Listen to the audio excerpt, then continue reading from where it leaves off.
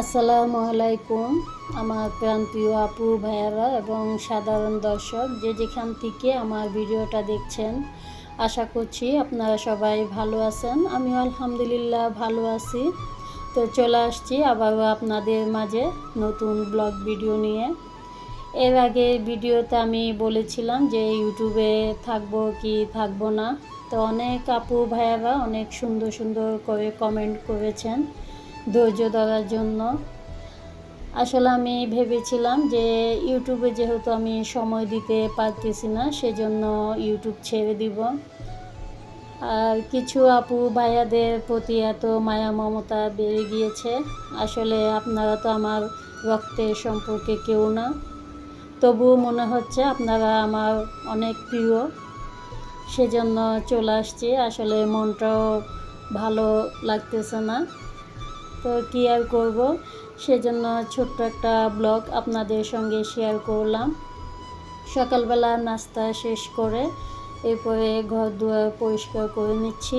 বিছানার চাদরটাও আমি পরিষ্কার করে আবারও বিছিয়ে দিলাম অন্য আরেকটা বিছানার চাদর।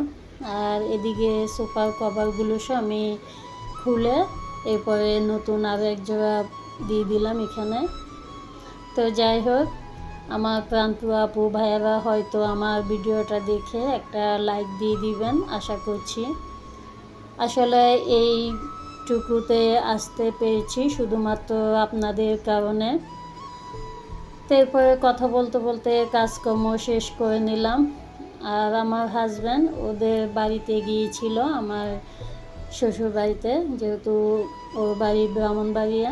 তো ওখান থেকে আসার সময় বড় একটা রাজাহাঁস কিনে এনেছে।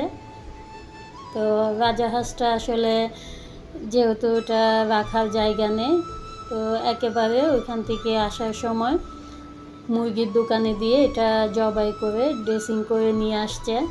আর অনেক বড় মাশাআল্লাহ হাঁসটা। তা আমি কিন্তু ভেবেছিলাম যে আপনাদের সঙ্গে এটা শেয়ার করব একদম যখন জীবিত ছিল। তো বলতেছে এখানে রাখার যেহেতু জায়গা নেই আর ছাদের উপর রাখতে চেয়েছিলাম, তো এখানে যদি বিড়াল আবার খেয়ে ফেলে, সেজন্য এটা ছাদের উপরে না রেখে দোকান থেকে ড্রেসিং করে নিয়ে আসছে। আর ছোটো ছোটো কিছু এই যে পশম ছিল, এগুলো আমি হাত দিয়ে তুলে নিয়েছি গরম পানি দিয়ে ভালো করে পরিষ্কার করে। আর আপনাদের সঙ্গে একটা টিপস শেয়ার করতেছি, এটা আমি শিখেছিলাম এই সিলেটে যখন গিয়েছি, ওইখান থেকে একটা হাঁস এনেছি। ওরা দেখলাম আমাকে হাঁসটা এভাবে হলুদ দিয়ে মেখে এরপরে চুলার আগুনের তাপে একটু ছেঁকে নিয়েছে। তো আমি জিজ্ঞাসা করলাম হলুদগুলো কেন দিচ্ছেন, বলতেছে এটা কালার সুন্দর হবে সেজন্য। তো আমিও সে টিপসটা ফলো করে এই যে রাজা হাঁসের যে এটা উপরে হলুদ মেখে এরপরে ছেঁকে নিচ্ছি। ছোট যে পশমগুলো ছিল ওগুলো পুড়ে গিয়েছে। এরপর এটা অনেক কষ্ট হয়েছে কাটতে। আমি কিন্তু এটা একা কাটতে পারিনি, তো আমার হাজব্যান্ডও বাসা ছিল না। এটা কাটার পরে কিছু অংশ ছিল ও বাসায় আসছে, তো ও হেল্প করেছে আমাকে। তো এই যে দেখুন মাশাআল্লাহ অনেকগুলো মাংস হয়েছে, রাজাহাঁসের মাংস। আর আমার হাজব্যান্ড যেহেতু এটা এনেছে, তো বলতেছে আমার ভাইদেরকে দাওয়াত করবে, এই রাজাহাঁসের মাংস দিয়ে ওদেরকে দাওয়াত করে খাওয়াবে। হঠাৎ করে ও বলেছে রাজাহাঁস রান্না করব আর ভাইয়াদেরকেও নিয়ে আসো সাথে। তো কী আর করবো, এখন প্রায় 12টা বাজতেছে। এত তাড়াহুড়ার মধ্যে আমি রাজাহাঁসটা ভালো করে পরিষ্কার করে, তবে এখানে আরও একটা কথা, আমি জবাই করে ভালো করে পরিষ্কার করে কুটে ফ্রিজে রেখে দিয়েছিলাম। তো ভাবছিলাম যে বাসায় রান্না করব, সবাই খাবো। আর আমার হাজব্যান্ড বলতেছে ভাইয়াদেরকে দাওয়াত করার জন্য রাজাহাঁসের মাংস দিয়ে ওনার সম্বন্ধীকে আর সম্বন্ধী বউকে খাওয়াবে। তো কী আর করবো, এত তাড়াহুড়োর মধ্যে আমি সব কিছু জোগাড় করে নিয়েছি। প্রায় 12:30 একটা বেজে যাচ্ছে। তো এখানে আমি মশলা কষিয়ে নিচ্ছি অফ ক্যামেরাতে। আর দেখুন মাশাআল্লাহ কালারটা অনেক সুন্দর আসছে মশলা। হাঁসের মাংসতে একটু বেশি করে মশলা দিলে মাংসটা অনেক টেস্ট হয়। এই যে এখানে আমি ধুয়ে এরপরে ভালো করে পরিষ্কার করে নিয়েছি। আবারও দেখলাম কিছু ফসম আছে কি না। তো এখানে কিন্তু পুরো রাজা হাঁসের মাংস না, আমি আরও অনেক কিছু রেখে দিয়েছি মাংস। মাশাআল্লাহ অনেকগুলো হয়েছে, একটা বল পুড়ে গিয়েছে, যে রান্নাঘরে যে একটা বল ছিল ওটা। আর রাজা হাঁস তো এমনি বেশিরভাগ অনেক বড় থাকে, সেটা তো আমরা সবাই কম বেশি জানি। তো এখানে আমি যে মশলার সঙ্গে ভালো করে মাংসটা কষিয়ে নেব। আর অন্য পাশে আমি মাছ রান্না করব টমেটো দিয়ে।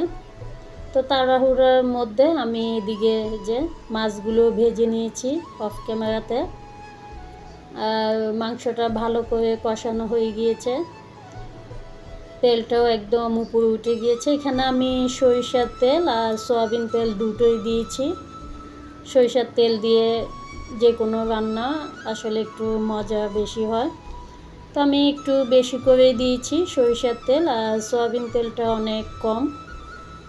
তো এই যে দেখুন মাংস রান্নাটা অনেক সুন্দর আসছে কালারটা, আর অনেক ভালো লাগতেছে। যেহেতু আমার হাজব্যান্ড সমুদ্রকে দাওয়াত করেছে, হঠাৎ করে কথা নেই বার্তা নেই, ও বলতেছে দাওয়াত করবে ওদেরকে। তো এরপর আমি এখানে গরম পানি দিয়ে দিয়েছি, ঝোলের পানি পরিমাণ মতো। তো এখানে আরও একটু পানি দিয়ে দিচ্ছি, আর আমি অফ ক্যামেরাতে রান্না করে নিব। যেহেতু অনেক দেরি হয়ে গিয়েছে সেজন্য তাড়াহুড়ো করতেছি। তো যাই হোক, আর আমার ভাইয়াদের বাসায় কোনো হাঁস এনে রান্না করতে দেখি নেই, তবে ভাবি খেয়েছে ওনার বাপের বাড়িতে ওনার বিয়ের আগে। তো রিজিকের মালিক হচ্ছে একমাত্র মহান আল্লাহ, কার রিজিক কোথায় কখন থাকে কেউ জানে না। আর হাজব্যান্ডও অনেক খুশি ওনার সম্বন্ধীকে দাওয়াত করতে পেরে। তো এই যে আমার রান্নাবান্না শেষ, টমেটো দিয়ে তেলাপিয়া মাছ, এরপরে পোলাও, আর এদিকে রাজহাঁসের মাংস। তো এত অল্প সময়ে আমি রান্না করে নিয়েছি এই 2 রকমের তরকারি দিয়ে। আজকে ওদেরকে দাওয়াত করলাম আলহামদুলিল্লাহ। তো এখন আমি এগুলি বাটিতে নিয়ে নিব বেড়ে, যেহেতু 2টা বেজে গিয়েছে। আর এটা হচ্ছে শুক্রবারের ব্লগ ভিডিও। তো আমার ভিডিওটা কেমন হয়েছে আশা করছি আপনারা কমেন্ট করে জানাবেন। তো এখন খাওয়া দাওয়া করব সবাই মিলে, যেহেতু অনেক দেরি হয়ে গিয়েছে। তো যাই হোক, সবাই ভালো থাকবেন, সুস্থ থাকবেন, আপনাদের জন্য মন থেকে অনেক অনেক দোয়া রইল। আশা করছি নতুন কোনো ব্লগ ভিডিওতে দেখা হবে। সে পর্যন্ত আপনারা সবাই ভালো থাকবেন। আল্লাহ হাফেজ।